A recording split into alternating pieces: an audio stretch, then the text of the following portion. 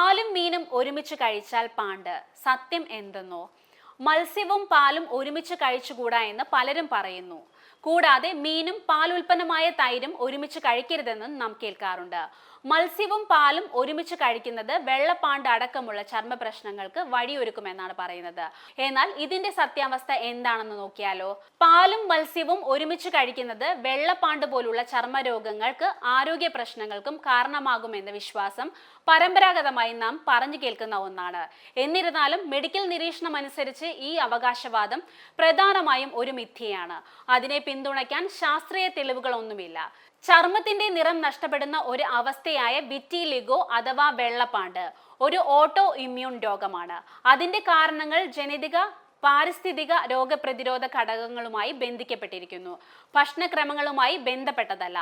മത്സ്യവും പാലും ഒരുമിച്ച് കഴിക്കുന്നത് വെള്ളപ്പാണ്ട് അല്ലെങ്കിൽ മറ്റേതെങ്കിലും ചർമ്മരോഗത്തിന് കാരണമാകുമെന്നതിന് ശാസ്ത്രീയ അടിസ്ഥാനമില്ല എന്നതാണ് വാസ്തവം.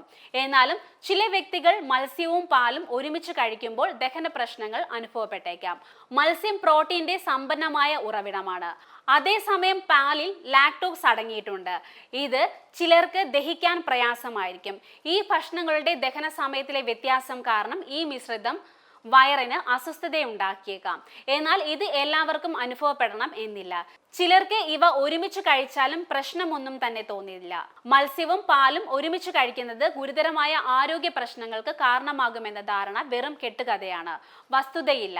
നിങ്ങൾക്ക് ഇഷ്ടമാണെങ്കിൽ ഈ കോമ്പിനേഷൻ ഒരിക്കലും ദോഷമല്ല. ഓരോരുത്തരും അവരവർക്ക് ചേർന്ന രീതിയിൽ ആവശ്യമായ സമീകൃത ആഹാരം ലഭിക്കുന്നുവെന്ന് ഉറപ്പുവരുത്തുകയാണ് വേണ്ടത്.